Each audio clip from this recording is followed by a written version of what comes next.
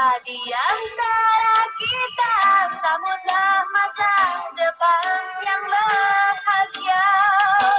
Selamat jalan menempuh. Selamat tinggal, sampai jumpa lagi.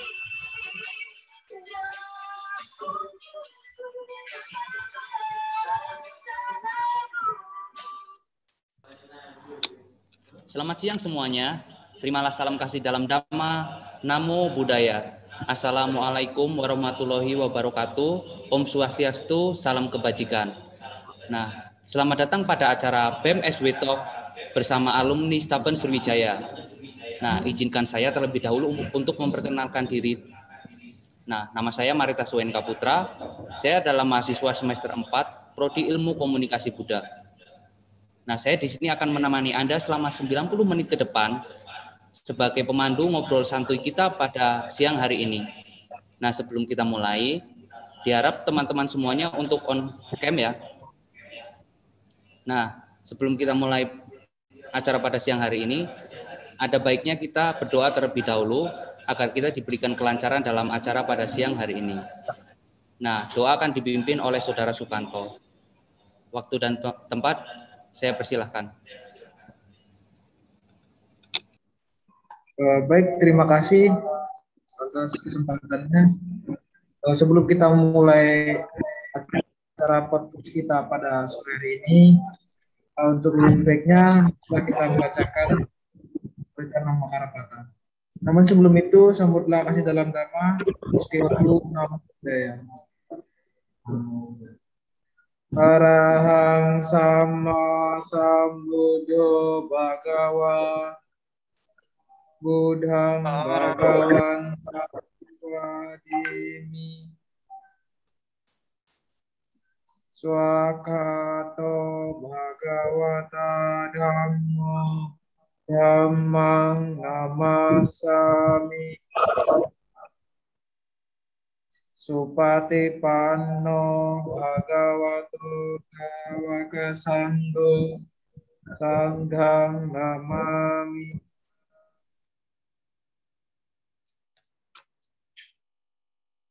Sabisata Bondo Sukitata Sumpas Pemalu kita. Terima kasih. Saya kembalikan kepada Kak Marita.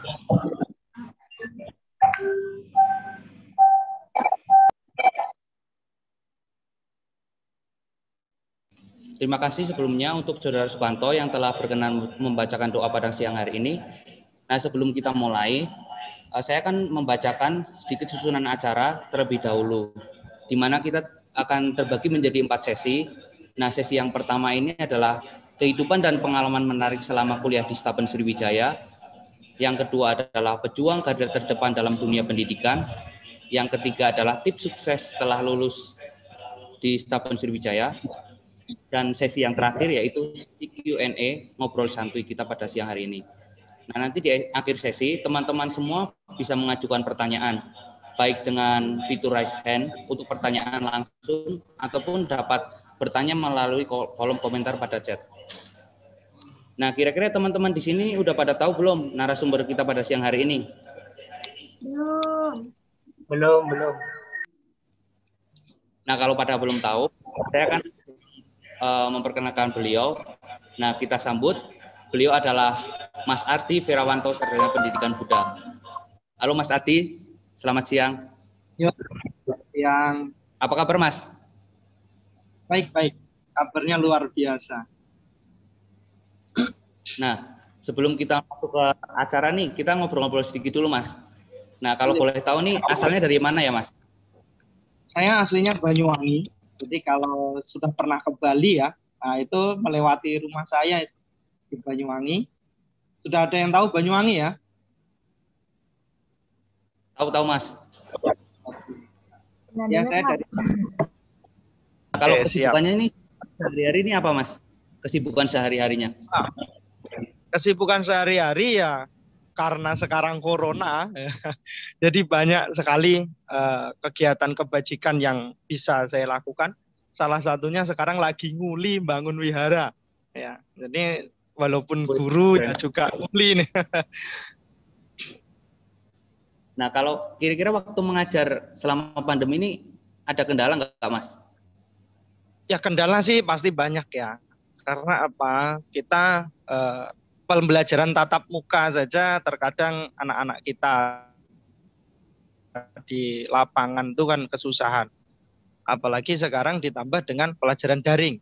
Jadi kita sebagai guru nggak bisa tuh monitor apakah benar-benar belajar atau hanya sekedar santai ya kan.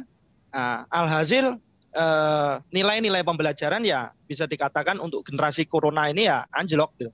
Mudah-mudahan nih mahasiswa tidak mengalami ya. Mahasiswa lancar semua ya. Ya Mas nih, oke kita langsung lanjutkan saja ya ke sesi yang pertama nih Mas. Nah, tanpa berlama di sesi yang pertama ini, saya akan membacakan beberapa pertanyaan nih yang udah masuk melalui Instagram kemarin. Nah, pertanyaan yang pertama nih dari Mbak Yani Realita _SLNDR. Nah, pertanyaannya seperti ini, Mas. Nah, bagaimana sih pengalaman selama kuliah di Sriwijaya dan apa saja sih pengalaman yang paling berkesan menurut Mas Adi ini seperti apa? Oke, saya cerita ini panjang dikit gak apa-apa ya.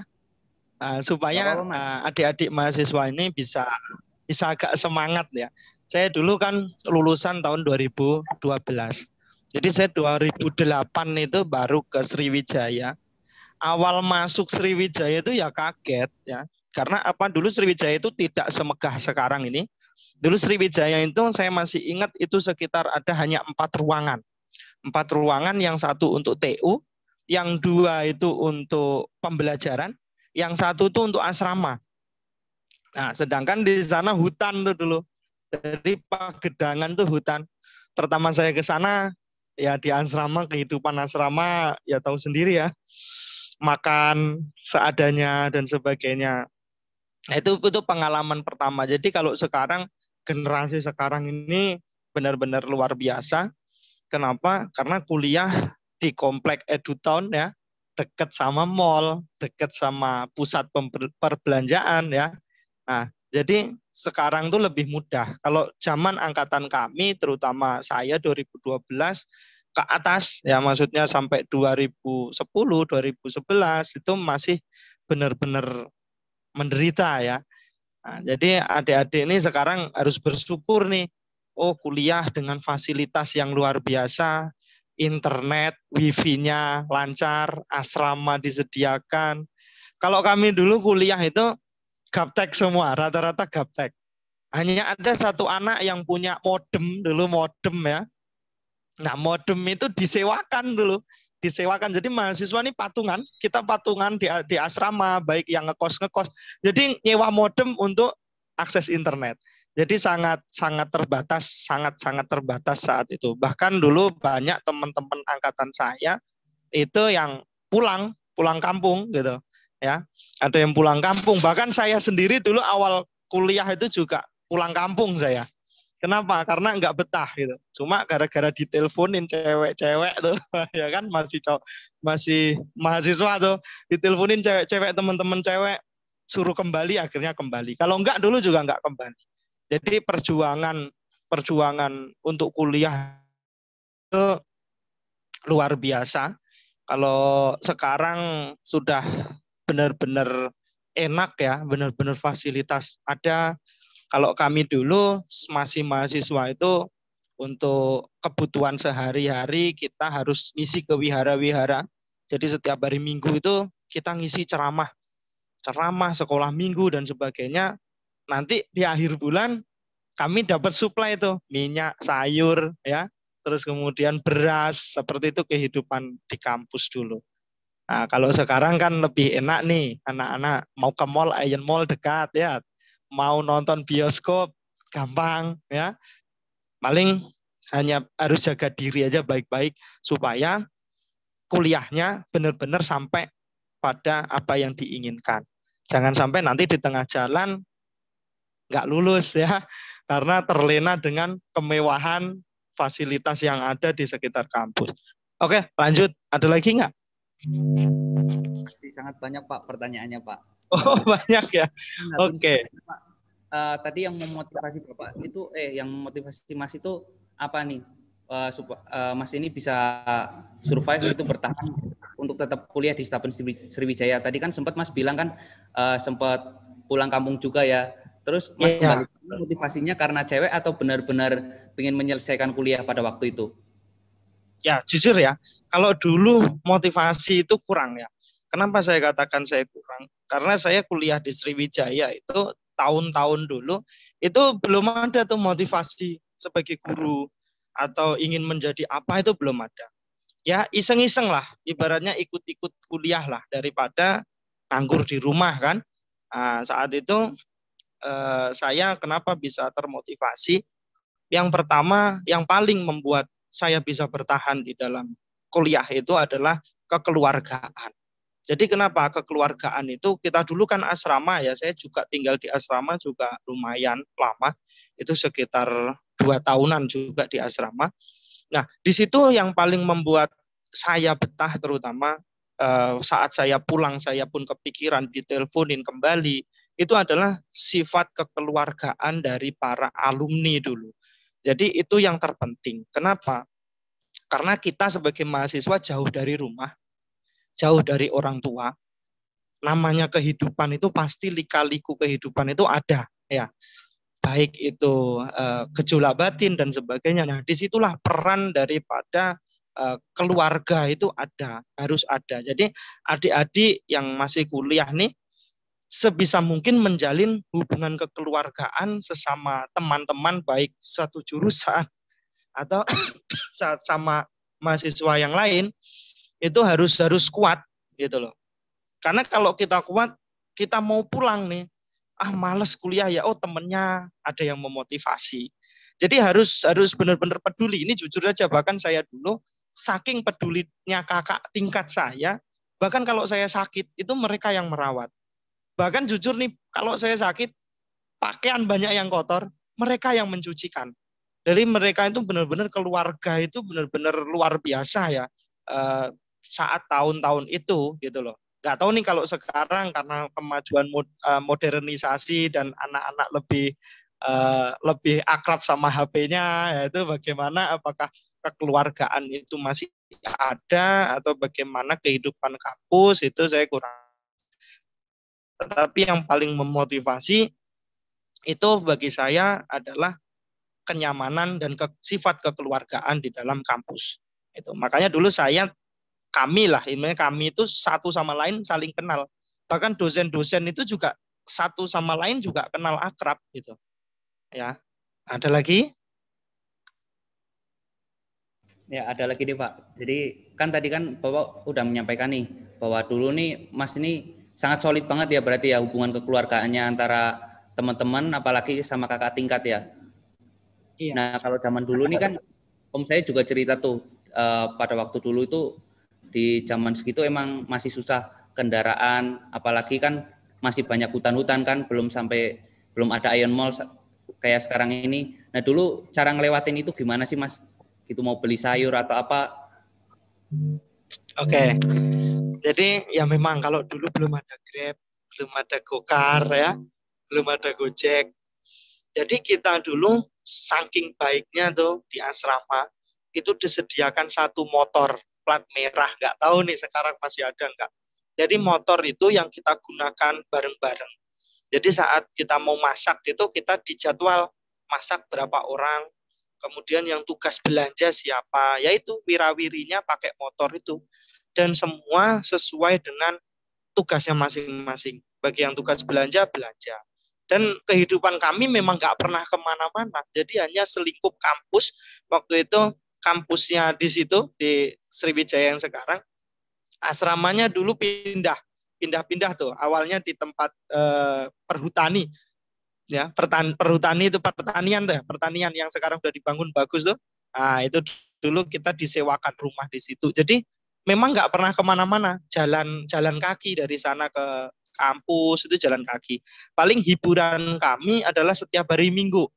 Setiap hari Minggu itu dari pihak Wihara Karunajala itu saat itu menyediakan angkot untuk menjemput kami ke baktian. Itu setiap malam Minggu saat itu. Nah, itu disediakan angkot dijemput, yaitu hiburan kami. Kemudian hari Minggu kami diantar kalau bagi yang dijadwal untuk mengisi sekolah minggu di Jabodetabek, kami diantar sampai ke stasiun. Jadi dulu itu motor itu ya cuma satu itu, tidak ada yang bawa motor. Nah itu jadi kehidupannya benar-benar kita kekeluargaannya dapat sih. Ada lagi? Sangat luar biasa sekali ini Mas Adi ya dalam melewati perjuangan selama masih di Stabun Sriwijaya dengan masa-masa yang dulu mungkin masih sangat susah sekali seperti yang tadi dibilang, masih bisa survive sampai sekarang, bahkan mungkin bisa sukses sampai saat ini. Ini sangat menginspirasi sekali ya buat anak-anak muda seperti saya ini, harus lebih bersyukurlah di era modern yang saat ini di mana akses lebih mudah gitu, internet lebih baik, nggak seperti di zaman-zaman terlebih dahulu. Mungkin kita yang perlu kita syukuri ya. Ya betul. Jadi memang ya kita ya, tapi saya pun sebenarnya dengan kondisi seperti itu juga bersyukur. Kenapa saya katakan kondisi seperti itu bersyukur? Setelah saya lulus dari Sriwijaya sekitar 2012 ya, saya lulus tahun 2012. Kebetulan saat itu saya jadi asisten. Nah, jadi saya pernah juga mengabdi nih di Sriwijaya. Jadi saat itu kurang lebih 3 tahun jadi asisten dosennya Bu Puji Sulani. Ya, jadi di situ akhirnya saya terus kemudian ke Kalimantan. Ke Kalimantan ini lebih menderita lagi nih. Jadi perjuangan di Kalimantan mungkin anak-anak yang dari Kalimantan tahu ya. Di sini tadi saya lihat ada Dinda, ada Rosita. Ya, di situ. Jadi perjalanan saya di Kalimantan itu, andaikan dulu di Sriwijaya tidak menerima hal-hal yang seperti itu, perjuangan yang seperti itu, mungkin saya bisa balik kanan nih dari Kalimantan ya. Nah karena dulu di Sriwijaya, ibaratnya saya benar-benar di hutan kan, di Sriwijaya dulu di hutan, berjuang, nggak ada internet, susah lah isi internet susah. Sekarang di Kalimantan pun ya kita bisa bertahan. Jadi sebenarnya ada sisi positifnya dari kehidupan Sriwijaya dulu mengantarkan para alumni untuk bisa berjuang. Makanya kenapa rata-rata alumni ini, alumni Sriwijaya yang ke pelosok itu juga banyak. Kemudian yang berjuang ibaratnya tahan banting juga banyak. Karena memang dari mahasiswa kita juga dilatih untuk tahan banting. Makan pun seadanya. Nggak tahu anak asrama sekarang ini makannya bagaimana? Terjamin ya? Masih sama saja Pak. Oh masih sama saja. Ya bersyukurlah Pak. Masih ada beras, masih ada mie. Ya makan seadanya aja Pak. Yang ada kita syukurin Pak. Ya Lanjut. bagus seperti itu ya. Ya. Saya lanjutkan Gimana? nih Pak. Ada pertanyaan. Skor nih. Halo. Pertanyaannya gini Pak.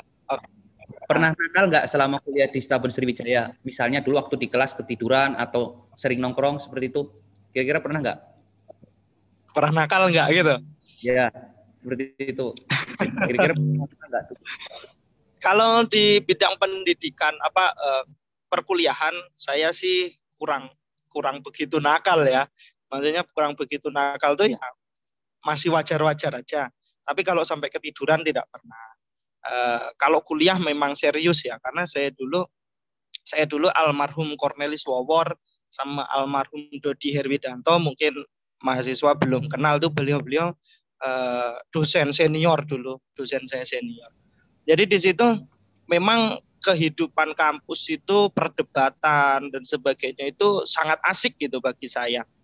Jadi kalau untuk kenakalan di jalur itu malah kurang. Karena apa? Karena tugas semua saya selesaikan dengan rapi. Bahkan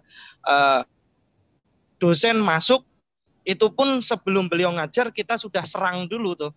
Serang dengan berbagai macam pertanyaan yang kami dulu pelajari dulu. Jadi saya dulu kuliah tuh terutama kenapa saya dulu sampai tertarik pada Abhidhamma Pitaka. Karena dulu sistem kami kuliah ingin menjatuhkan dosennya. Nah, itu jadi kalau dibilang kenakalan sih bukan kenakalan ya, tapi karena kita ingin tahu dan sebagainya, ternyata karena dosen-dosennya Sriwijaya mumpuni, ya akhirnya malah terjawab mendapatkan ilmu. Paling kenakalan saya adalah di bidang Susah sih, saya bukan anak nakal. Kalau masalah pembelajaran aman-aman aja, tugas semua aman, kuliah semua aman, sampai lulus skripsi juga aman sih.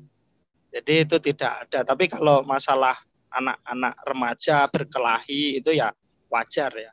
Saya dulu juga suka berkelahi, cuma ya habis-habis gitu aja kan. Ya paling seputar itu kenakalannya, tidak ada yang lain. Ada lagi kira-kira? Ya. Nakalnya ini Mas Adi ini sangat bermanfaat sekali ya. Nakalnya ini malah mau menjatuhkan dosen. Ya bagus sih. Dimana kan Mas Adi kan pastinya kan effort banget tuh.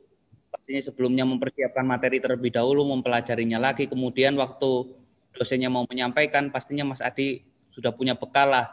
Kan beda sama anak-anak sekarang di mana ketika dosen misalnya kasih PPT nih atau apa, biasanya ya cukup langsung ditutup aja, nggak dibaca lagi. Bahkan kita baca aja H-1 mungkin atau H+1 pas UAS gitu langsung.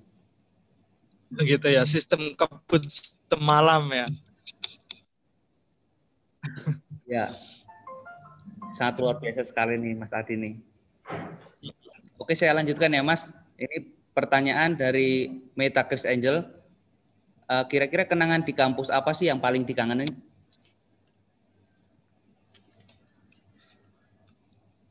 Kalau kenangan sih banyak ya. Cuma kita kan harus move on ya.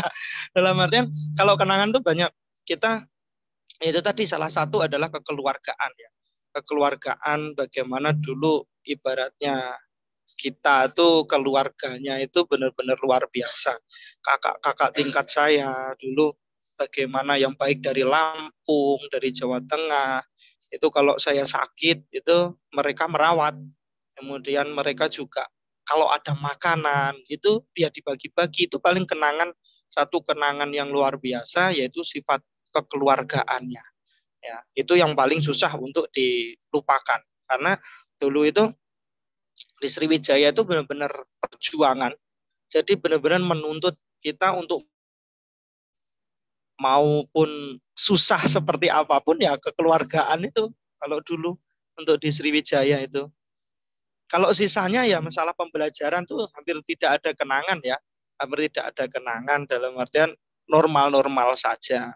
Nah, itu normal-normal saja, ya hanya sifat dari kakak-kakak tingkat saya dulu, baik alumni saya, tapi kalau ke adik tingkat jujur kurang. Kami akui kami kurang begitu. Bangunan kampus sudah mulai agak bagus, sudah mulai fasilitas sudah mulai enak, itu memang kedekatan itu kurang. Jadi terutama para alumni ke adik-adik bawahnya itu kurang gitu. Nah, tapi kalau waktu masih menderita dulu, nah itu kekeluargaannya luar biasa. Jadi itu yang tidak bisa dilupakan dari kehidupan kampus itu. Kadang kita merindukan itu. Ya, kita merindukan di mana masa-masa kita bersama-sama kumpul, tapi kenyataan sekarang sudah berlalu. Nah, adik-adik pun juga sama. Suatu saat kalian juga akan mengenang masa-masa Anda sendiri, dan Anda pun juga suatu saat merindukan teman-teman Anda sendiri, ya. Dan semua itu pasti akan berlalu. Gitu. Oke, ada lagi tentang yang dirindukan, ya. Saya lanjutkan nih pertanyaan berikutnya nih Mas. Udah nggak seputar kenang-kenangan lagi nih. Oke, siap. Nah, kira-kira sih kalau Mas dulu merasa bosan ngapain aja gitu kira-kira? Ini pertanyaan dari Mbak Aiwen.zh nih. Kalau masa-masa kuliah waktu bosan caranya ngatasin gimana ya Mas? Oke.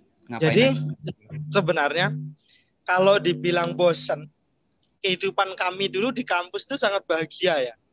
Jadi kalau dibilang bosan itu susah untuk bosan. Kenapa? Karena kita tiap sore itu olahraga bareng tuh. Kakak-kakaknya, baik kami, voli, ya, ada yang main bola. Setelah itu pulang mandi, kita main musik. Jadi main di kontrakan, ada yang kadang di asrama, itu main musik sampai malam. Habis main musik sampai malam ya sudah tidur. Ya, nanti subuh kita belajar puja bakti ya seperti itu. Jadi seolah-olah kalau masalah kebosanan itu tidak ada yang bosen ya. Tahu-tahu libur, tahu-tahu kita pulang kaburan. Nanti pun di kampung pun malah kita rindu ingin pulang ke kampus lagi ya.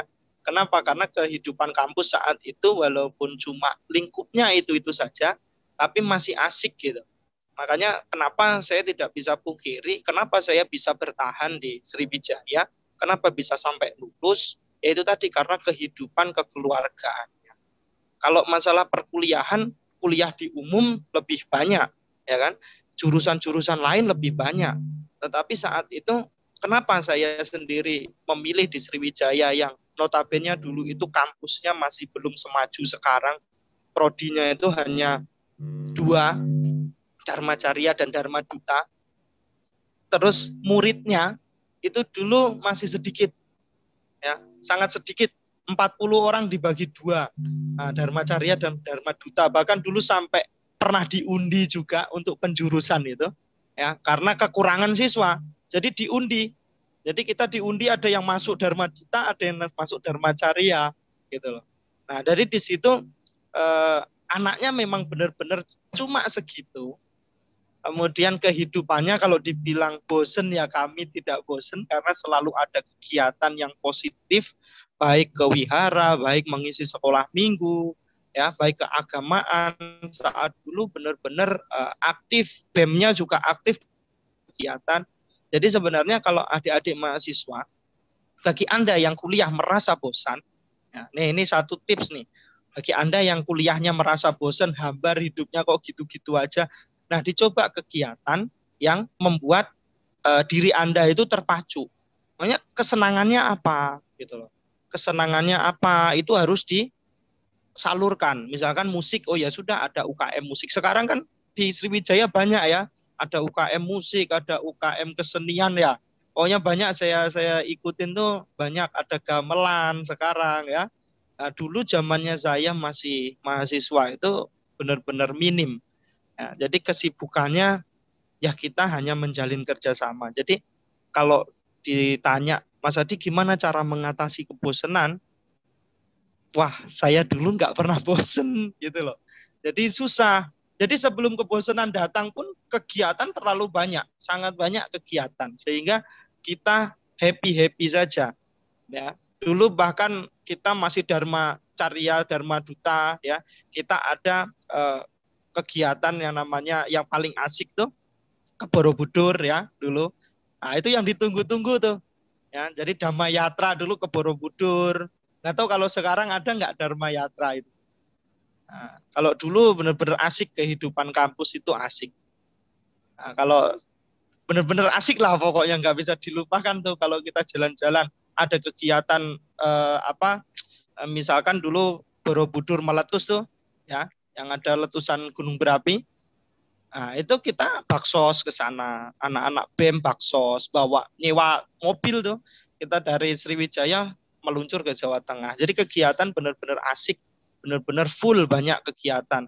Kita sering adakan function, kita sering adakan kegiatan-kegiatan yang mengisi hari-hari mahasiswa, sehingga jujur aja kami tidak ada rasa bosan.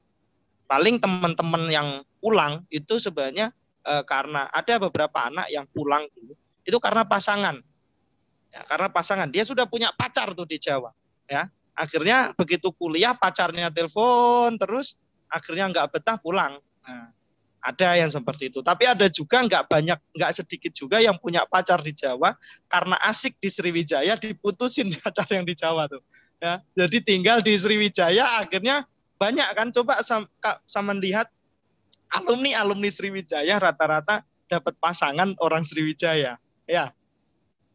Nah, coba sama analisis banyak itu. Nah, itu bagus sih, saya katakan bagus. Kenapa? Karena dulu kekeluargaannya bagus.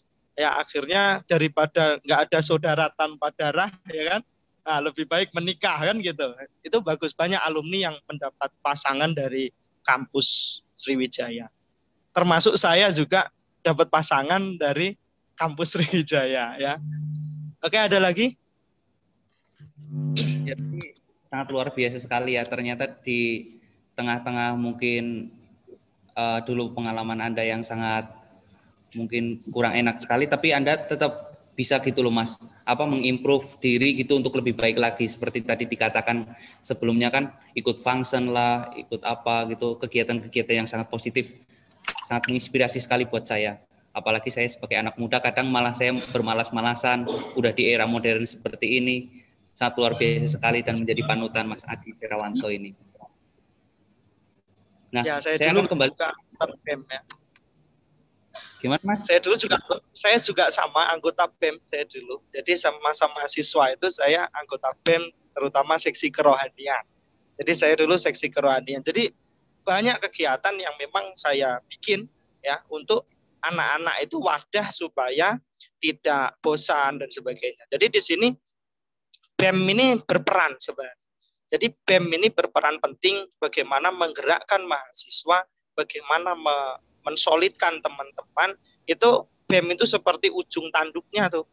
Nah, jadi nanti BEM itu bisa tuh mengkoordinir teman-teman yang hobinya misalkan sekolah minggu ceramah, itu dikoordinir supaya mereka tidak bosan gitu. Tapi kalau yang hobinya jalan-jalan ya susah ya. Maksudnya hobinya jalan-jalan ke mall, jalan-jalan kemana, nah itu agak susah dikoordinir oleh kita. Gitu. Oke, ada lagi nggak? Tadi kayaknya mau nyambung pertanyaan. Mau nyambung sesi yang selanjutnya. Ya, oke, silakan. Oke, saya lanjutkan kembali ya, karena teman-teman ini udah penasaran nih. Kita akan memasuki sesi yang kedua, yaitu dengan tema pejuang garda terdepan di dunia pendidikan. Nah, di sini saya juga udah merangkum beberapa pertanyaan nih Mas buat Mas. Nah, langsung saja yang ke pertanyaan yang pertama ya Mas. Silakan. Waktu dulu kira-kira pernah bingung nggak sih Mas, habis lulus dari Staben Sriwijaya, pernah bingung nggak kira-kira mau kerja di mana, mau ngapain gitu, atau langsung kerja sebelum lulus? Oke. Jadi kalau dibilang kerja sebelum lulus, enggak. Saya dulu tuh nganggur. Ya, jadi saya itu lulus Sriwijaya kan 2012. Ini cerita nih. Cuma saya waktu itu santai di kontrakan. Saya masih ingat. Habis itu saya main ke kampus. Ke kampus saya main ke tempat parkir. Nah, ketemulah Ibu Puji Sulani. Kenal ya sama Ibu Puji Sulani, kenal ya? Nah, Ibu Puji Sulani itu nawarin saya saat itu, beliau mau kuliah menempuh pendidikan lagi. Nah, jadi beliau memerlukan asisten dosen. Saat itu saya ditawarin mau nggak jadi asisten dosen. Ya karena waktu itu saya masih cinta sama kampus ya, dengan kehidupan kampus itu masih senang, di lingkungan kampus masih senang, saya bilang oke. Nah, begitu oke, nah itulah pertama kali saya kerja. Jadi lulus sekitar 2-3 bulan dari kelulusan itu, saya ditawarin kerja untuk menjadi ini asisten dosen di Sriwijaya. Nah, disitulah saya mulai kerja pertama kali, yaitu mengabdi sebagai asisten dosen di Sriwijaya. Kemudian itu cuma berjalan 3 tahun ya. Tapi selama 3 tahun itu saya isi dengan hal-hal yang positif. Salah satunya waktu itu mengumpulkan teman-teman dosen tuh yang diprakarsai Bu Puji juga, Bu Puji Sulani, ada Pak Waluyo, ada Pak Triamiro. Saat itu kami mengumpulkan dana itu sebesar seikhlasnya, ada yang 50.000, ada yang 100.000 tiap bulan tuh. Ya, kita kumpulin. Nah, dananya untuk apa? Saat itu untuk membantu anak-anak kita, terutama yang kampus Sriwijaya, yang ibaratnya untuk biaya makan sehari-hari. Jadi anggaplah anak asuh, tapi bukan anak asuh ya. Nah, saat itu kebetulan saya itu sama Bu Puji ditugasin itu untuk mengawasi anak-anak dari Kalimantan Selatan. Nah, saat itu Kalimantan Selatan itu ada Santo angkatan itu ya, ada Santo, ada Eriana, kalau adik-adik kenal sama alumni itu. Nah, itu kumpul, kemudian saat itu kita biayai, kita bina, dalam artian kita bina itu ya ngobrol bareng lah, ya kita ngobrol bareng dengan anak-anak, sampai pada akhirnya saya itu beranikan diri main ke Kalimantan ceritanya. Jadi main ke Kalimantan, terutama ke Kota Baru. Nah, di sini waktu itu umat-umat itu ada yang curhat, ngeluh, Pak, anak-anak di sini tidak ada guru, tidak ada yang ngajar, wihara tidak ada yang bina. Saat itu sekitar tahun 2014. Kemudian saya balik, saya bilang, oke, nanti akan saya cari guru yang mau dikirim ke sini. Nah, saya balik ke Tangerang, ke Sriwijaya, hampir 1 tahun tidak ada yang mau dikirim ke pelosok. Bahkan lulusan Sriwijaya pun untuk ke pelosok mikir-mikir. Ya, kenapa? Karena di pelosok ini jujur, saya waktu ke pelosok itu tanpa ada gaji, honor sekolah itu dana bos itu hanya 200.000 per bulan. Bayangkan hidup 200.000 per bulan selama 1 bulan di perantauan, kemudian di tempat pelosok. Nah itu makanya tidak ada yang mau. Nah 2015 saya tekadkan diri karena Bu Puji waktu itu sudah kembali, para dosen-dosen Sriwijaya sudah lulus dari pendidikannya, maka asisten dosen kan tidak diperlukan. Nah, kalau mau ya jadi staf atau jadi pekerja perpus dan sebagainya. Nah, hati saya tergerak untuk ke Kalimantan. Ya sudahlah, saya putuskan habis dari Sriwijaya, saya ke Kalimantan tuh. Ke Kalimantan tuh tidak bekerja ya. Kenapa saya katakan tidak bekerja? Karena jadi guru honor itu bukan pekerjaan.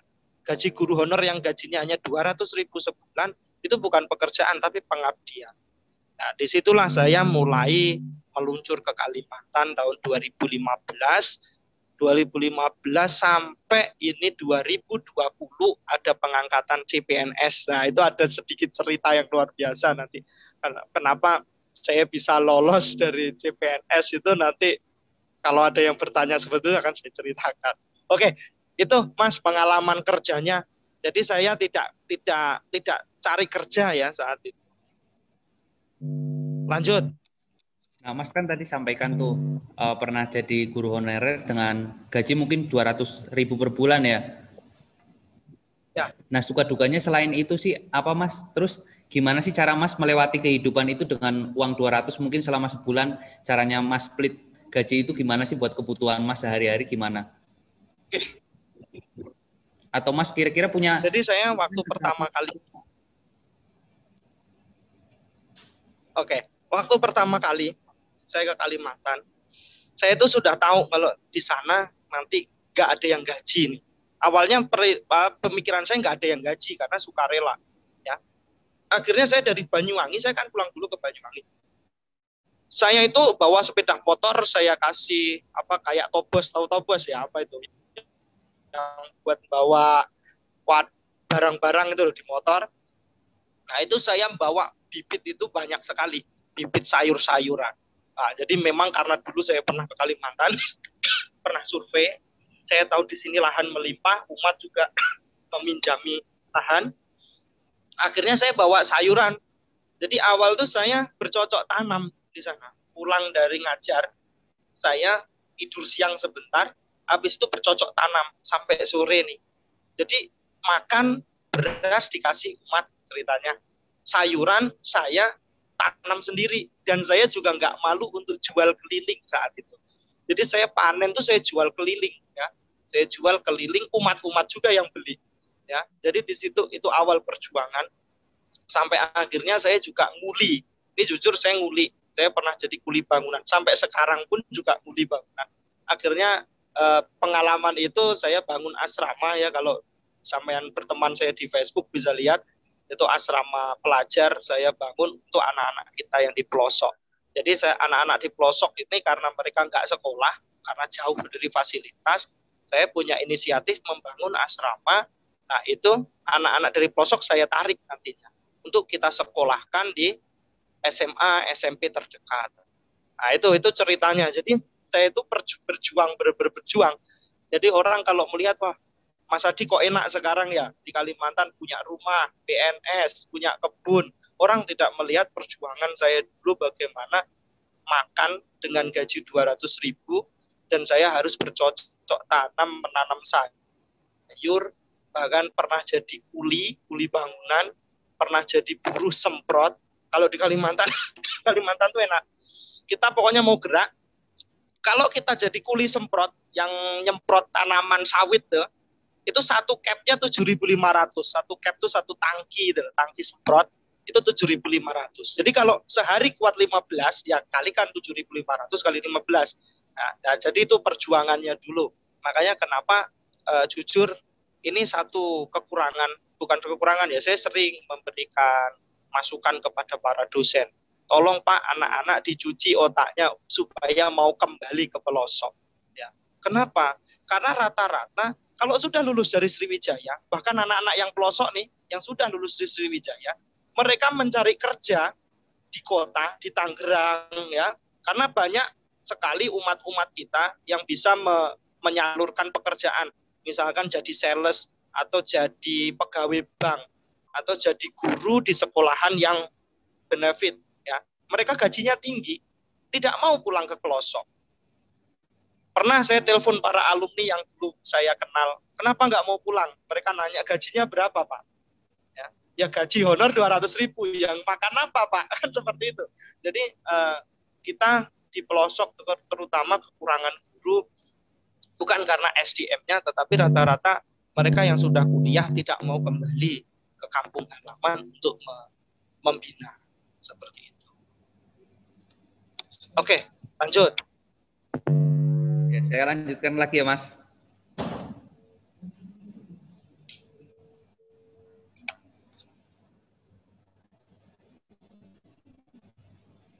Nah, tadi saya sangat penasaran nih, ceritanya Mas itu belum terjawab nih. Saya yang tanya aja, Mas. Gimana sih caranya Mas supaya bisa lulus CPNS tahun? Oke. Kita harus percaya nih bahwa segala sesuatu karma, ya kan? Karma, kalau di Parita ada karma yoni, karma bandu, karma. Oh ya, semua kita lahir dari karma kita berhubungan dari karma kita. Jadi ceritanya ini sangat unik ya. Waktu itu ada tes seleksi CPNS ceritanya. Cuma saat itu karma baik saya itu berbuah di tempat lain. Maksudnya berbuah di tempat lain, saat itu saya ada tawaran untuk ke India. Jadi saya, istri saya, bapak saya, ibu saya diberangkatkan ke India. Ada tawaran seperti itu pas berkenaan dengan pendaftaran PNS. Ya, pemberkasan saat itu. Saya waktu itu milih, ya sudahlah saya ke India. Karena belum tentu saya kehidupan ini bisa ke India Damayatra, ke tempatnya Sang Buddha. Saya pergi ke India. Setelah pulang dari India, ternyata formasi saya itu yang di Kalimantan Selatan diundur pendaftarannya. Nah, ini 1 minggu loh. Jadi pas saya pulang, waktu itu benar-benar saya tidak membawa berkas-berkas. Ya, saya tidak membawa berkas. Cuma saat itu saya posisi pulang dari India, saya masih di Tangerang. Nah, habis itu saya hubungi Pak Rakai Sutamaya Panya ya. Ya, itu teman-teman saya dulu waktu jadi dosen. Nah, itu beliau yang membantu ceritanya. Jadi membantu dia carikan arsip-arsip ijazah saya yang ada di kampus, diprintkan, dimintakan legalisir. Kemudian saya ambil ke kampus, terus saya pulang ke Kalimantan Selatan, langsung saya sodorkan ke kantor pos. Pas kantor posnya juga hari itu harus terakhir cap stempel. Nah, setelah itu udah tuh saya ujian. Waktu itu saya jujur belajar mati-matian. Saya itu belajar mati-matian tuh di awal tes SKD ya. Itu SKD kan tes pertama. Itu saya ngeprint dari soal-soal itu sekitar 1.000 lembar, Mas. 1.000 lembar materi saya pelajari. Ya, pelajari terus sampai tiba hari SKD, tes SKD. Justru nilai saya jeblok. Saya hancur nilainya. Saya juara 3. Sedangkan yang diambil cuma 1, formasi itu cuma 1. Maka yang lolos ke SKB hanya 3 orang dan saya juara 3. Nilai saya tertinggal jauh saat itu dengan juara 1, itu nilai saya sekitar terpaut 21 poin.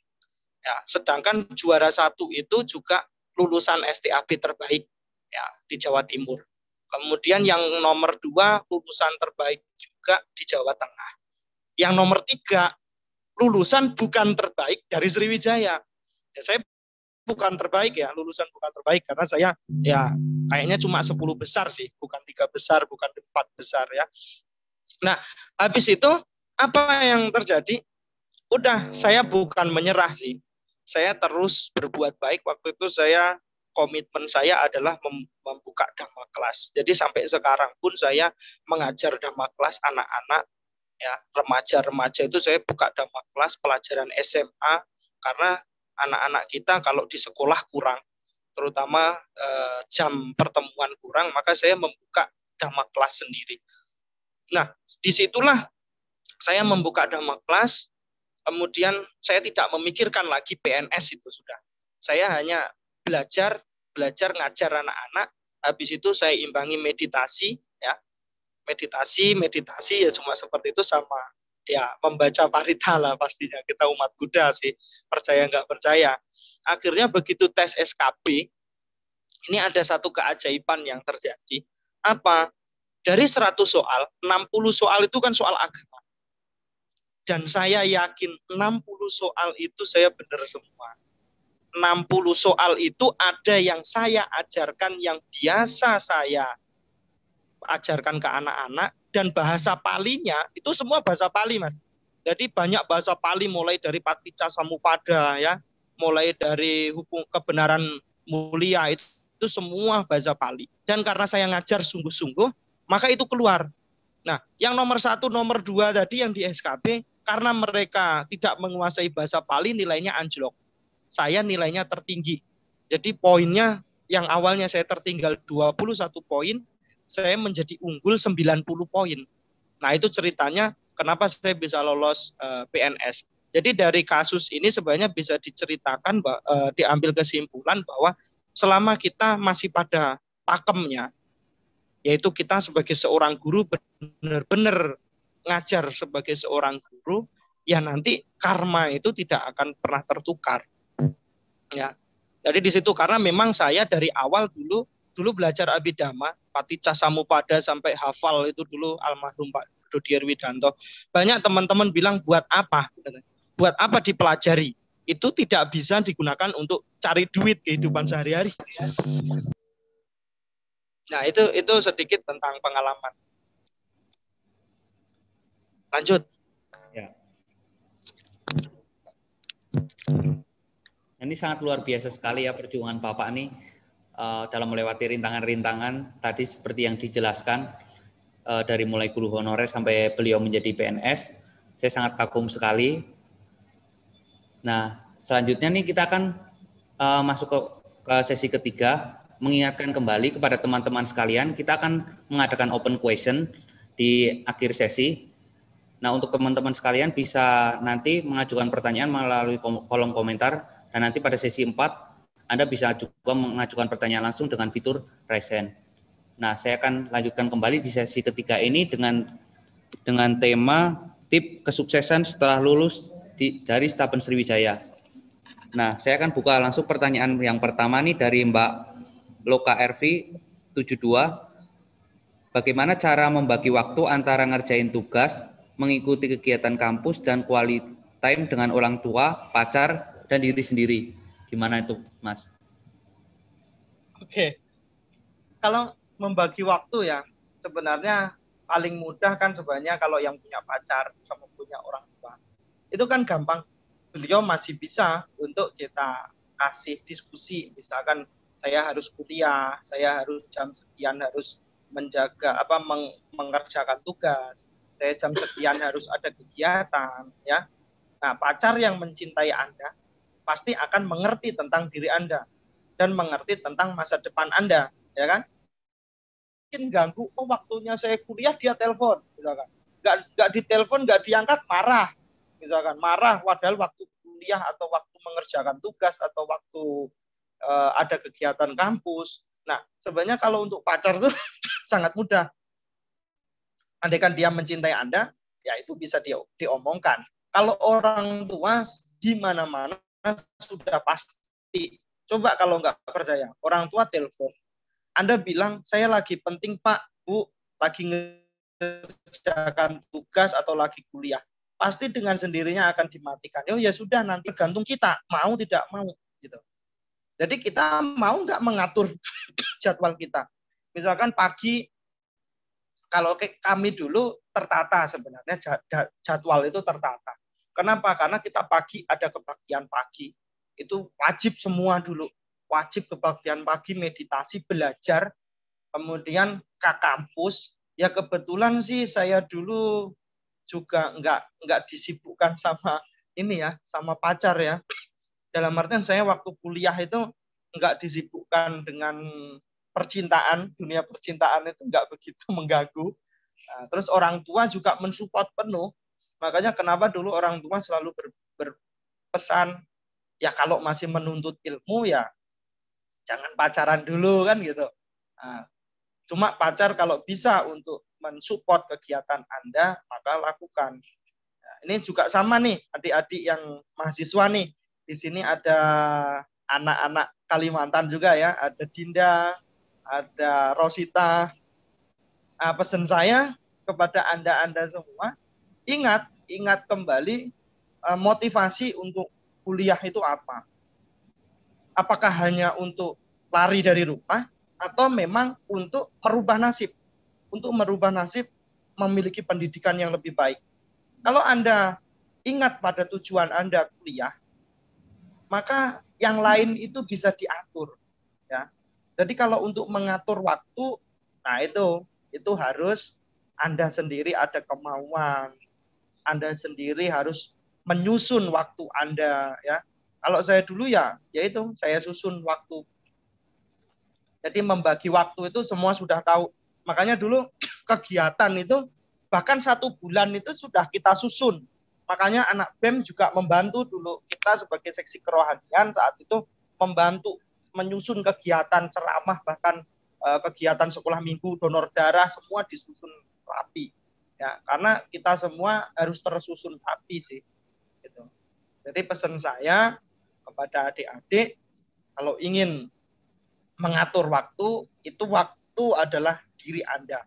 Waktu itu punya Anda. Anda bilang enggak, orang lain pun nggak bisa maksa. Gitu loh. Jadi ya Anda yang bisa harus mengatur waktu. Yang punya pacar LDR-an nih, siapa tahu ada yang LDR-an ya harus dikasih jadwal. Oh saya telepon jam segini ya yang misalkan ya. Nah, kemudian jam segini saya belajar, itu harus disampaikan. Dan yang penting kejujuran ya gitu loh. Jangan nanti bilangnya sibuk belajar ternyata yang lain kan gitu. Nah, oke, ada lagi nggak tentang manajemen waktu nih? Ya, saya akan lanjutkan ke pertanyaan lain nih Mas mungkin. Pertanyaan dari Dian, @rtw_. Nah, ini dia bertanya, lebih berpengaruh organisasi atau IPK tinggi buat kerja, Pak?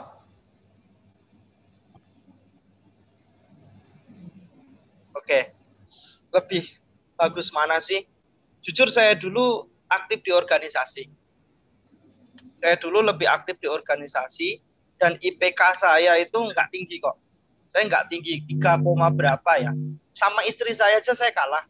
Ya, saya kalah masih tinggian istri saya. Jadi saya katakan IPK tinggi, kalau kita nggak punya skill, kita nggak bisa membaur sama teman, membangun relasi, itu juga tidak terlalu mendukung gitu. Kalau saya jujur, saya dulu relasinya banyak. Jadi sampai ke Kalimantan pun sekarang membina umat, menyekolahkan adik-adik, mengirim dan sebagainya. Itu saya menjalin relasinya ya dari Jawa juga, dari Tangerang. Ya, jadi di situ relasi itu nomor 1 juga menurut saya. Ini saya maaf sebelumnya, karena setiap orang punya pola pikir berbeda-beda ya. Oke, jadi kita maksudnya berbeda-beda. Jadi kalau pandangan saya itu lebih penting ya relasi ya. Tetapi jangan sampai IPK-nya turun. Karena kalau IPK Anda turun sampai di bawah 3, ya itu namanya gimana, relasinya baik tapi IPK-nya turun, kecerdasannya turun ya, kurang bagus juga. Tapi kalau cuma kutu buku juga nggak bagus. Dalam artian IPK sampai 4 tapi relasinya kosong. Itu juga nggak bisa. Makanya saya berpesan kepada adik-adik terutama yang dari Kalimantan nih, di sana ikutin kegiatan ya, aktif, bangun relasi, bangun kepercayaan. Karena suatu saat jujur saya di sini bangun wihara, bangun asrama, itu bukan dari uang saya pribadi, tetapi itu relasi teman-teman saya dulu yang waktu saya mengabdi di Tangerang, mengabdi di Depok, karena saya dulu sejak mahasiswa itu aktif ya. Bahkan dulu saya yang pernah ke Setiada Majalah Depok, nah itu dekat sama stasiun Depok, mungkin mahasiswa kalau bisa ke sana ya, itu banyak anak-anak UI. Nah, saya ke sana dulu juga bangun relasi, sampai sekarang pun hubungan masih baik. Jadi kenalan-kenalan orang-orang wihara, orang-orang Ekayana Serpong ya. Jadi semua masih ada sampai sekarang. Dan itu di lapangan yang membantu kita di dalam kesuksesan saat pembinaan. Ya.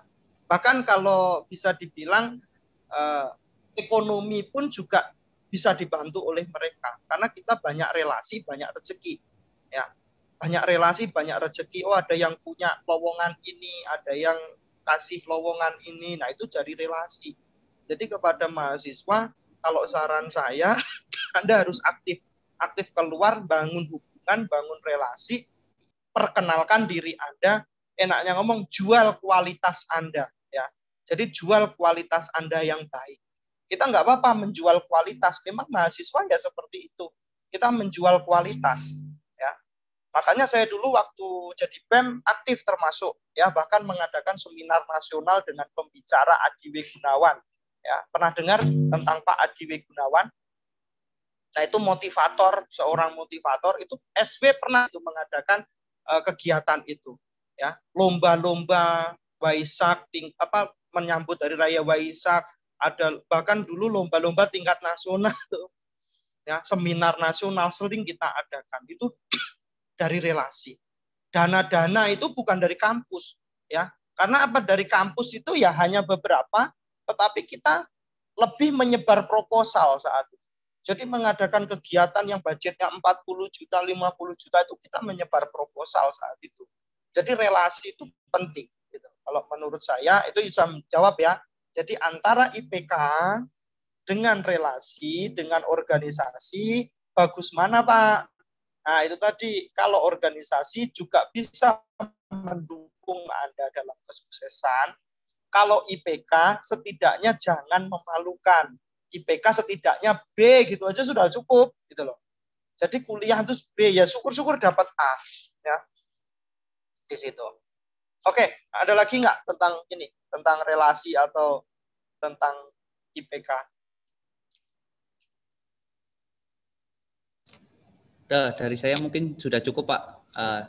Terima kasih atas tips-tipsnya yang sangat membantu kami.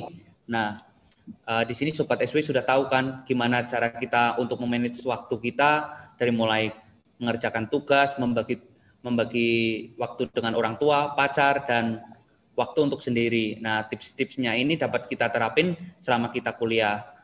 Nah, jangan takut lagi untuk keluar dari kegagalan, karena dengan itu kita semua dapat belajar dari pengalaman dan tumbuh menjadi orang sukses.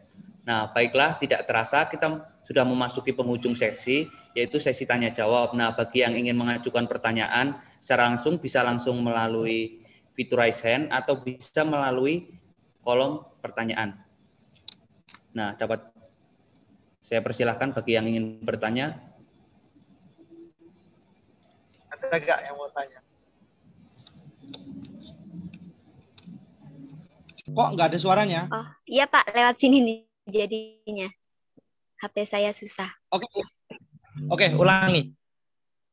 Jelas sudah. Jadi tadi kan Bapak sempat menyebutkan bahwa IPK saja ini tidak cukup sebagai modal untuk bekerja, untuk turun di dunia kerja ini. Nah, jadi mungkin Bapak bisa sedikit memberikan apalah mengenai skill-skill apa aja sih atau keterampilan-keterampilan apa yang harus kita punya ini sebagai mahasiswa sebagai bekal untuk bekerja gitu. Terima kasih. Oke. Ya, sama-sama. Baik, terima kasih atas pertanyaannya. Ya, memang di awal tadi saya katakan bahwa hanya bermodalkan IPK itu kita tidak bisa untuk survive di dunia kerja ya. Karena dunia kerja itu kompleks nantinya. Kenapa saya katakan kompleks? Kita kalau sudah turun di dunia kerja, itu menghadapi bermacam-macam orang dengan karakter yang berbeda. Nah, kenapa tadi dikatakan saya di awal, kita pertama interaksi itu harus dapat tuh. Kita sosial, kita organisasi harus dapat. Karena di situ kalian berlatih. Berlatih menghadapi bermacam-macam orang dengan bermacam-macam karakter. Ya. Jadi kalau kita sudah terbiasa seperti itu, nanti di dunia kerja, contoh kita di perbankan, itu juga banyak tekanan, banyak tuntutan. Kalau kita tidak terbiasa mendapat tekanan, mendapat tuntutan, nanti walaupun kita cerdas nih, tapi mental kita down, ya itu, kita nggak akan bertahan di dalam dunia kerja. Banyak yang seperti itu. Atau dunia kerja mesti sales misalkan, sales mobil dan sebagainya. Itu juga banyak tuntutan, banyak target. Kalau kita tidak terbiasa dengan hal itu, maka kita juga nggak akan mampu untuk bersaing di dalam dunia kerja ya. Nah, jadi tips saya kepada adik-adik, setelah kalian lulus, ekspektasi kalian tuh ingin kerja di mana? Gitu loh. Ekspektasinya ingin di dunia perbankan misalnya. Berarti skill apa yang harus ditambah? Nah, itu kan kita harus tahu sendiri. Oh, misalkan tentang komputer, tentang komunikasi ya harus diperdalam ya. Ya kalau pas jurusannya sudah sangat pas ya. Kalau pas jurusan komunikasi dan sebagainya itu ya bagus. Kalau zaman saya dulu itu kan jurusan cuma 2 ya, yaitu Dharma Carya dan Dharma Duta. Mau tidak mau skill itu ditambah sendiri. Akhirnya bahasa Inggris misalkan ya. Akhirnya begitu lulus mampu bersaing di dunia kerja. Tetapi yang paling penting di dalam dunia kerja itu adalah sikap mental. Sikap mental, kesiapan kita. Makanya tadi sosial itu, organisasi itu juga penting. Karena dalam berorganisasi kita menghadapi BEM saja deh. BEM juga menghadapi kan bermacam-macam karakteristik orang kan, baik mahasiswa, baik dosen, atau mungkin kalau mengadakan event bagaimana cara menghadapi donatur, bagaimana mencari relasi kan seperti itu. Ilmu komunikasi itu penting. Nah, jadi di situ saran saya, skill apa yang harus Anda tambah yaitu sesuai dengan ekspektasi kerja Anda nanti di mana. Ya. Kalau skillnya Anda ingin menjadi guru, ya, ingin menjadi penceramah seperti saya, ya banyak banget praktek ceramah, praktek mengajar. Nah itu skill-skill itu yang tidak didapatkan, tidak didapat begitu saja di kampus. Kalau di kampus paling cuma micro teaching aja, itu pun waktu terbatas ya. Jadi micro teaching waktunya terbatas. Nah kita harus mengasahnya sendiri, praktek sendiri, yaitu dengan aktif. Saya dulu jujur, kenapa kalau bisa dibilang waktu ke pelosok sini ceramah kok kok enak ya Pak? Kok bisa ceramah? Apa dihafalin dulu di rumah? Ya enggak, karena saya dulu terbiasa untuk menghadapi orang-orang yang ada di lapangan. Bahkan yang paling greget dulu saat saya bina di Depok, di situ banyak mahasiswa-mahasiswa UI, di situ banyak pertanyaan-pertanyaan yang mengasah, yang menuntut saya untuk belajar. Nah, jadi di situ sampean, Anda ini nanti mau terjun di bidang apa, itu yang harus ditambah skillnya. Oke? Yang bertanya sudah jelas? Oke, Pak. Siap. Oke, ada lagi nggak? Siapa yang mau bertanya lagi? Apakah ada yang ingin bertanya lagi melalui fitur raise hand? Jika tidak ada, saya akan sambung dulu pertanyaan yang telah masuk melalui operator kami. Mohon maaf, saya akan baca. Kak Ya. Mareta. Ya. Saya ingin bertanya sebentar. Oke, baiklah. Dinda Permatasari, saya persilakan. Ya, bagaimana cara kita untuk menumbuhkan rasa percaya diri, Pak? Kadang kan saya orangnya kadang ada rasa malu gitu, Pak. Ingin menyampaikan pendapat atau gimana gitu. Nggak pede gitu, Pak. Itu yang sering Oke. Siapa yang tanya? Saya, Pak. Dinda. Terima kasih. Oke. Jadi gini ya, Din.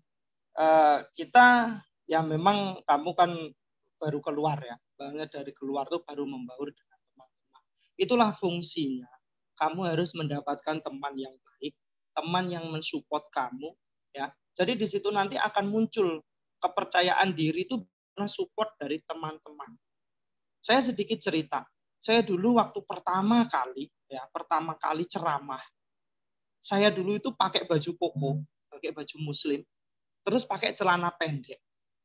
Itu saya ceramah pertama kali di wihara yang di Serpong ini apa itu?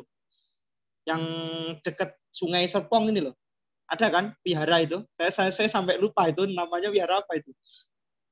Ya, jadi di situ saya ceramah pertama kali saya dulu itu hanya pakai celana pendek, terus kemudian baju koko. Kenapa kok bisa seperti itu? Karena dulu nggak ada yang ceramah. Bayangkan, kita datang ke wihara, habis itu nggak ada yang berani untuk ceramah. Akhirnya teman-teman mendorong saya untuk ceramah. Itu pertama kali saya ceramah, akhirnya diperolehlah kemampuan atau mental yang baik. Jadi sebenarnya kalau ditelisik, mental yang baik itu didapat dari mana? Dari support teman-teman. Karena kita itu makhluk sosial. Ya, kita makhluk sosial, kita membutuhkan teman-teman di sekitar kita. Kita membutuhkan keluarga di sekitar kita. Keluarga itu bukan berarti bapak ibu, tetapi teman-temanmu yang di situ, yang sebagai kalyana mitra, itulah yang nanti bisa mensupport kamu. Jadi kamu harus mengemukakan itu kepada teman-teman. Misalkan saya tidak pede loh, di sini letaknya. Nah, di situ kamu harus kemukakan kepada teman-teman. Ada kan teman curhat, misalkan kan. Nah, di situ mereka harus mensupport. Ya, makanya dulu BEM itu dan eksekutif mahasiswa itu selalu ada rapat. Di situ supaya apa? Ketuanya memberikan kesempatan, yuk siapa yang mau mengungkapkan pendapat, itu latihan. Atau kita diskusi kelompok. Diskusi kelompok nanti kalau kita dapat teman yang pas, ketua kelompoknya memberi kita kesempatan untuk mengemukakan pendapat. Itu penting. Ya, jadi sebenarnya kita di dalam dunia kita mahasiswa itu bagaimana memperoleh keberanian, ibaratnya tidak minder, itu juga tergantung support dari teman-teman kamu deh. Nah, sekarang pertanyaan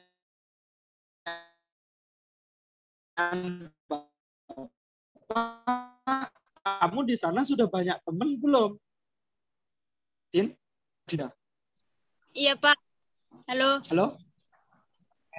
Di sana kamu ada teman nggak? Ada, Pak. Nah, sudah. Di situ saling membaur. Kemudian kalau ingin mendapatkan kepercayaan diri, coba belajarlah untuk ceramah. Nah, ceramah itu ngisi wihara. Pak, kalau belum bisa untuk ngisi wihara, bagaimana? Maksudnya belum ada mental untuk itu. Ceramah kepada teman-temanmu terlebih dahulu.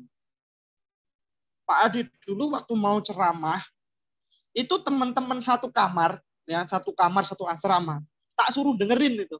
Dengerin, percaya. Nggak percaya, itu nanti membuat mental kita tumbuh. Gitu ya. Jadi di situ. Jadi pengaruh teman itu sangat sangat baik. Ya, jadi Dinda merasa kekurangannya di mana kalau kurang percaya diri mengemukakan pendapat, nah itu misalkan dalam acara apa BEM juga harus memiliki kebijaksanaan untuk memberikan teman-temannya kesempatan mengemukakan pendapat. Dan kamu harus berani melangkah. Ingat, seseorang bisa berlari itu dimulai dari langkah pertama. Ya, anak kecil itu sebelum dia bisa berlari, dia melangkah yang pertama. Kalau kamu tidak berani untuk melangkah, tidak berani untuk mencoba, ya terbayang-bayang nanti kalau nggak diterima pendapatnya gimana dan sebagainya, ya nanti kamu akan seterusnya tidak memiliki kepercayaan diri. Kepercayaan diri itu harus dipupuk, harus ibarat orang itu harus dilatih setiap hari. Oke, dari sini sudah menjawab pertanyaan Dinda belum? Iya, Pak. Sudah, Pak. Terima kasih, Pak. Semoga demikian. Oke, baik-baiklah di sana. Iya, Pak. Oke, ada lagi silakan teman-teman. Jadi persilakan bagi yang ingin bertanya kembali. Apakah masih ada?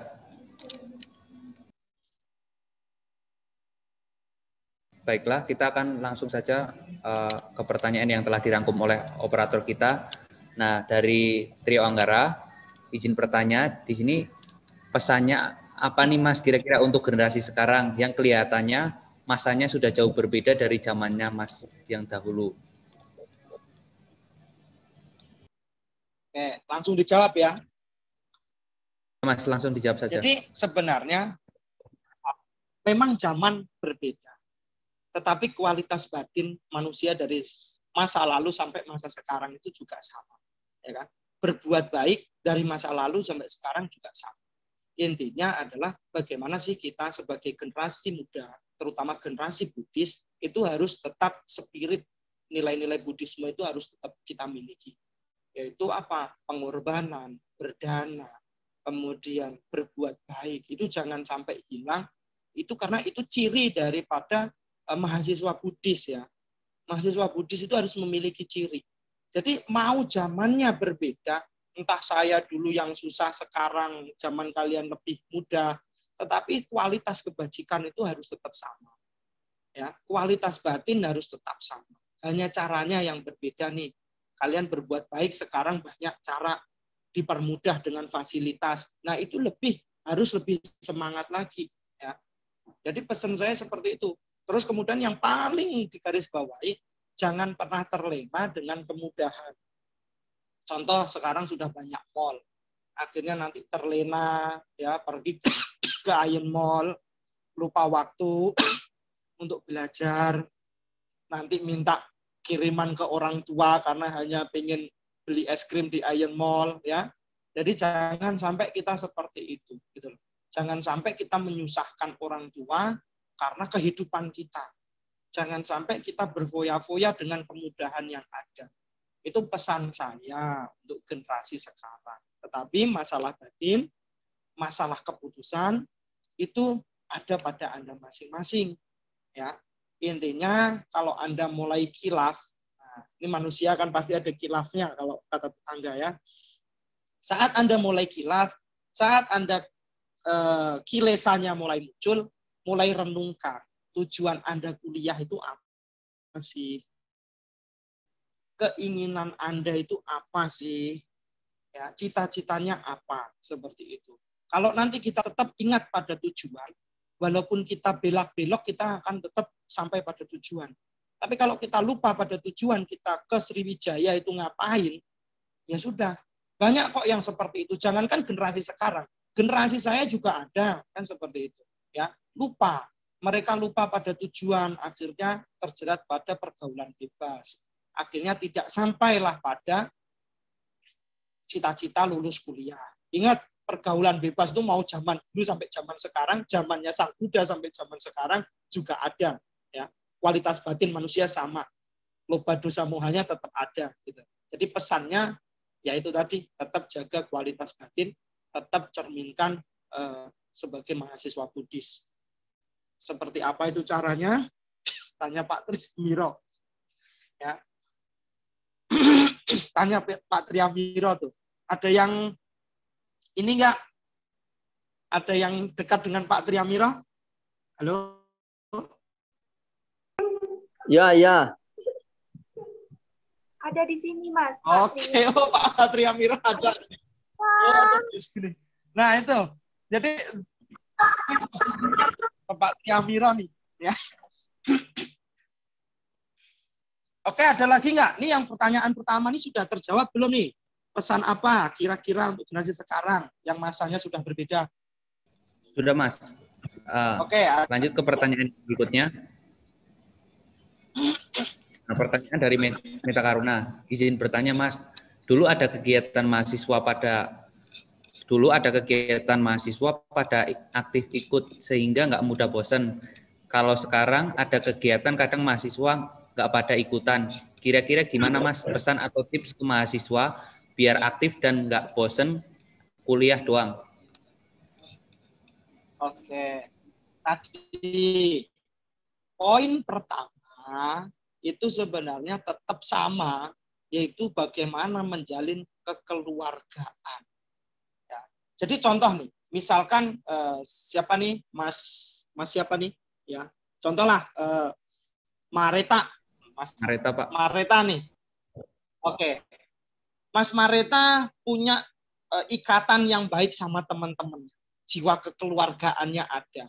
Coba, seketika Anda mengadakan kegiatan, teman dekatmu pasti ikut nggak? Ikut nggak? Kira-kira. Diajak mau nggak? Mas Rita.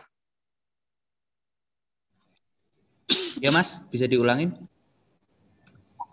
Misalkan kamu ada kegiatan, teman dekatmu, ada nggak yang ibaratnya sudah kekeluargaannya sudah ada nih, pasti mendukung nggak sama kegiatan?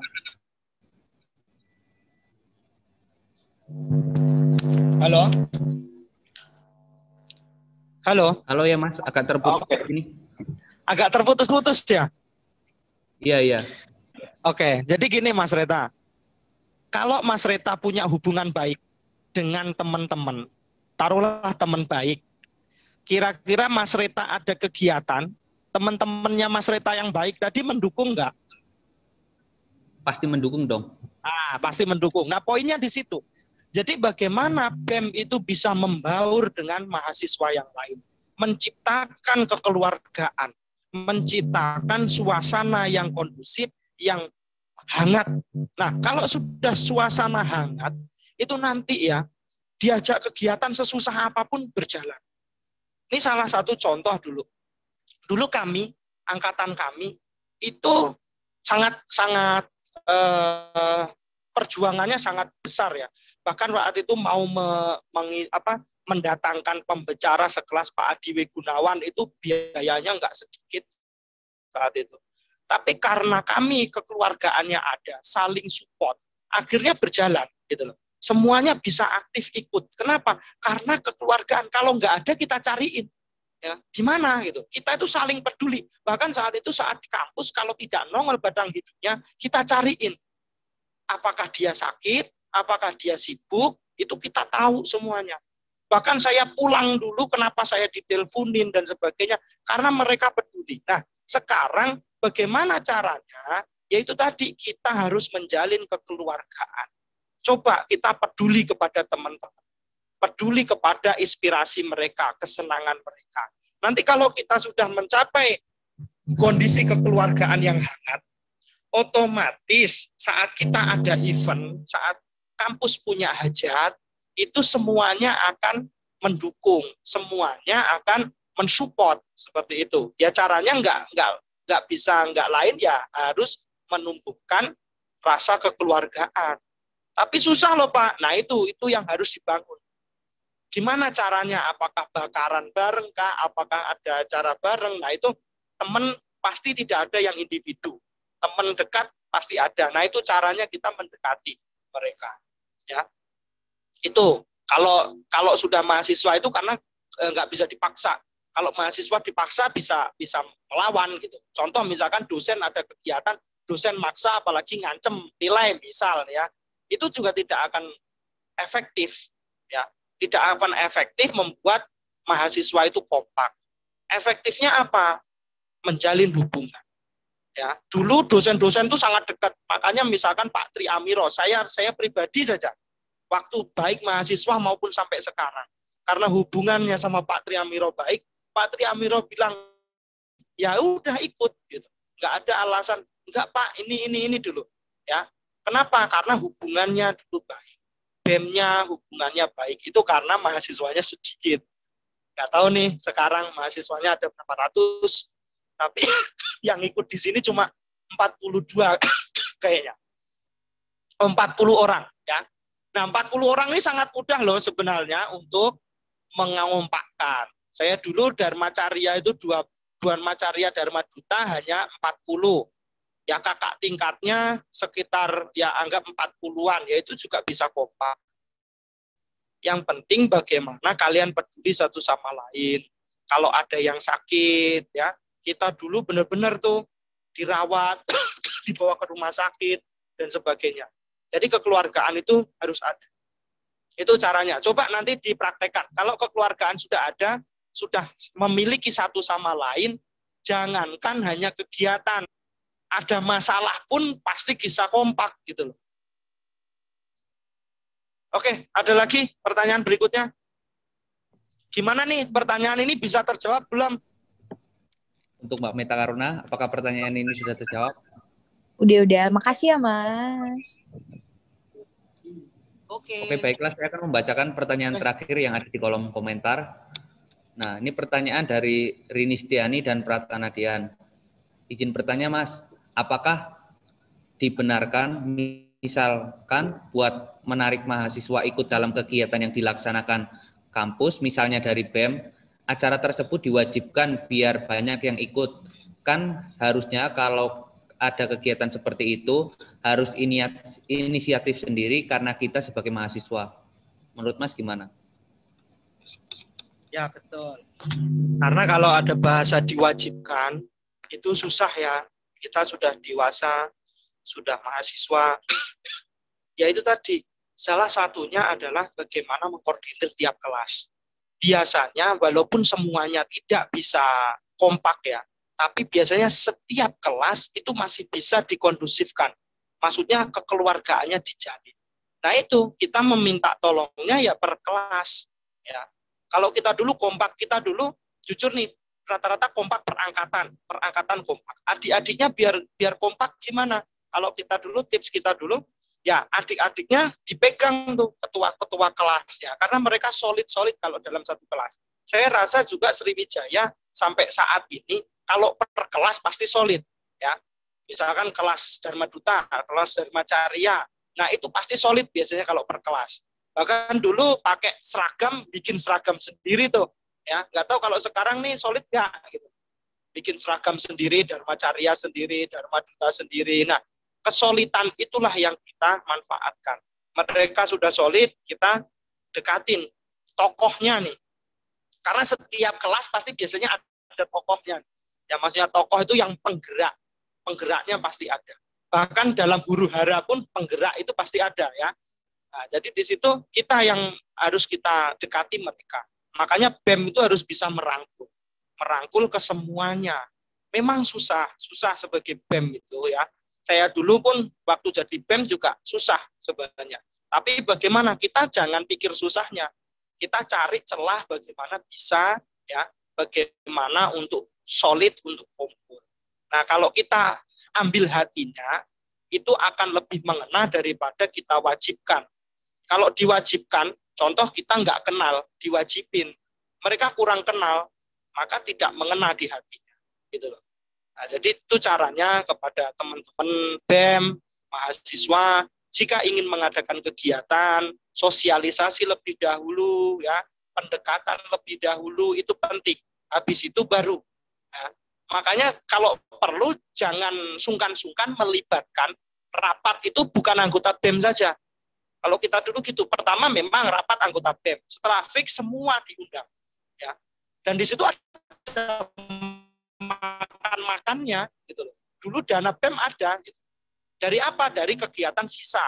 Kami dulu selalu mengadakan kegiatan event-event mencari donatur, sisa kita simpan untuk kas BEM. Nah, kas BEM itu nanti dikeluarkan saat makan-makan, kumpul semuanya makan-makan, mendengarkan aspirasi setiap kelas, ya, seperti itu. Kalau mereka merasa terwakili atau mereka merasa diperlakukan sebagai anggota, itu pasti mereka lebih mendukung di dalam kegiatan yang dilakukan oleh BEM dan kampus. Gitu. Oke. Gimana, sudah terjawab belum kira-kira? Itu jawaban dari saya ya. Untuk Mbak Rini Setiani, apakah sudah terjawab pertanyaannya?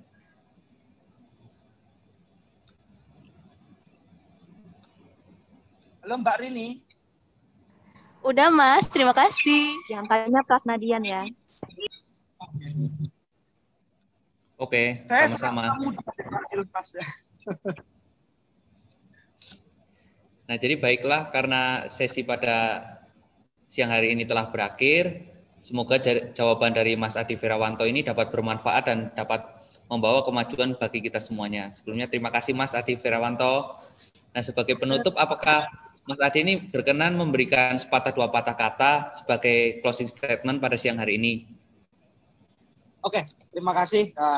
Pesan saya aja kepada mahasiswa yang ada, tetap cita-cita dari awal kuliah harus tetap dijaga. Itu ibarat api yang membara. Jadi ada kendala apapun itu Anda bisa mengatasi. Jadi impian itu harus tetap ditanamkan dalam diri Anda. Kenapa saya kuliah? Kenapa saya harus kuliah ke Sriwijaya? Alasan itu harus ada.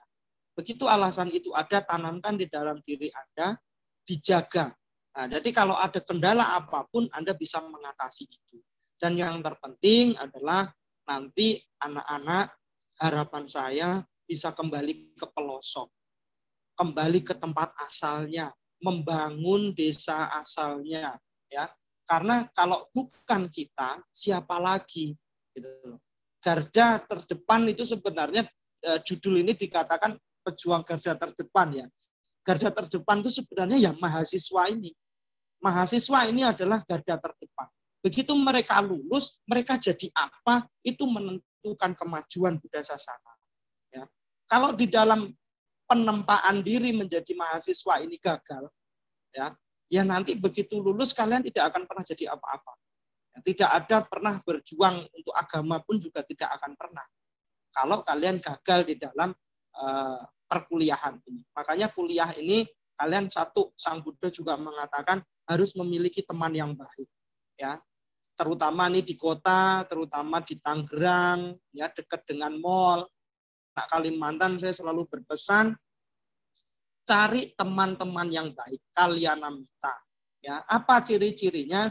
Dia akan selalu menasihati Anda kalau Anda salah. Dan dia tidak akan pernah mendukung kegiatan Anda kalau itu tidak benar. Nah itu, kalau Anda menemukan kriteria yang seperti itu, maka jadikan teman. Ya, sehingga nanti generasi ke depan, generasi Buddhis itu bisa diharapkan. Ingat bahwa nanti penerus-penerus saya pun di sini itu adalah Anda-Anda yang sekarang lagi kuliah. Saya nanti terkena sakit, usia tua, dan kematian. Saya pasti akan berlalu. Nah, maka generasi penerusnya adalah Anda. Jadi pesan saya, tolong nanti Buddha Sasana ini ada di pundak-pundak Anda. Entah apapun profesinya.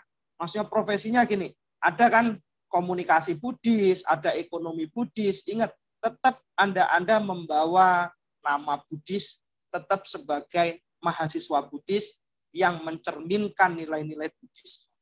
Jadi itu pesan saya, terima kasih atas waktunya, atas sharingnya hari ini. Saya sangat berterima kasih, sangat senang bisa berbagi pengalaman, berbagi cerita.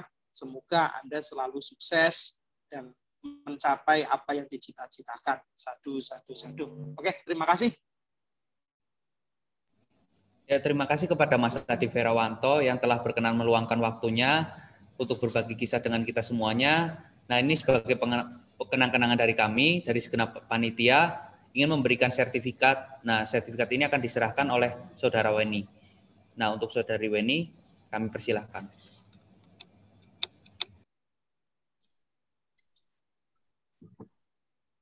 Baiklah, terima kasih kepada Mas Adi sebagai narasumber sekaligus alumni yang sudah menyempatkan waktunya dan sudah memberikan begitu banyak pengalaman, ilmu, kisah-kisah menarik, serta motivasi untuk mahasiswa. Nah, semoga juga nih mahasiswa Stabun Sriwijaya semakin semangat kuliahnya. Terlebih kan tadi udah mendengarkan pengalaman-pengalaman menarik dari Mas Adi. Nah, sebagai ucapan terima kasih dari kami, segenap panitia dan keluarga besar Stabun Sriwijaya, kami memberikan sertifikat kepada Mas Adi, dan dengan ini dengan ini kami menyerahkan sertifikat secara simbolis. Oke, terima kasih atas sertifikat. Saya terima, semoga sharing saya bermanfaat. Baik, terima kasih Nama Budaya. Nama Budaya. Nah, baik, sebagai penutup saya sudah merangkum jalannya kisah kita tadi. Nah, seperti yang tadi dikatakan Mas Adi sebelumnya, kita senantiasa harus menjaga kualitas batin kita. Nah, yang kedua ini adalah kita selalu senantiasa bertekad akan selalu fokus pada tujuan awal kita yang telah kita tentukan sebelumnya, dan yang paling penting ini bagaimana cara kita mampu menerapkan dan menjalaninya pada kehidupan kita. Nah, sebagai penutup saya mengutip kata-kata dari Edward E. Malloy yang berkata bahwa gelar sarjana ini bukan merupakan tanda produk jadi, tetapi indikasi seseorang untuk siap hidup.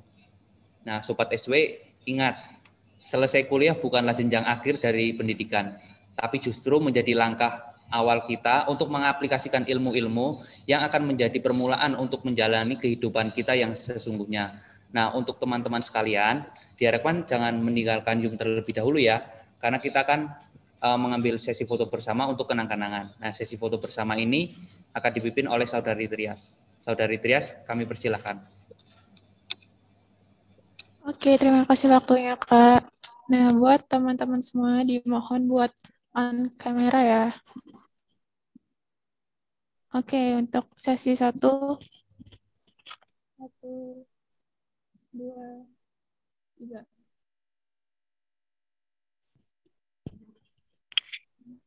Untuk sesi yang kedua.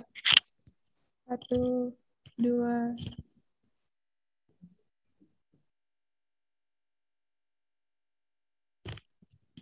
Oke, udah selesai. Thank you semuanya. Sebelum kita mengakhiri podcast BMSW Talk pada siang hari ini, kita akan kembali membacakan arti dari nama Karapata yang akan dipimpin oleh Saudara Sukanto. Untuk Saudara Sukanto, kami persilakan. Terima kasih untuk Saudara Marita. Untuk menutup perjumpaan kita pada sore hari ini, marilah kita membacakan arti dari berita nama Karapata. Sang Bhagawa yang Maha Suci, yang telah mencapai penerangan sempurna, aku bersujud di hadapan Buddha. Dhamma telah sempurna dibabarkan oleh Sang Bhagawa, aku bersujud di hadapan Dhamma. Sangga siswa Sang Bhagawa telah bertindak sempurna, aku bersujud di hadapan Sangga. Untuk mengakhirinya, marilah kita bersama-sama mengucapkan Satisata Bhawantu Sukhitata, semoga semua makhluk hidup berbahagia. Baik, terima kasih teman-teman. Nah, demikianlah rangkaian acara yang telah kita jalani selama 90 menit ke belakang. Nah, kami dari segenap panitia mengucapkan terima kasih yang sebesar-besarnya untuk Mas Adi Ferawanto dan segenap peserta yang telah hadir mendengarkan podcast BMSW Talk pada siang hari ini.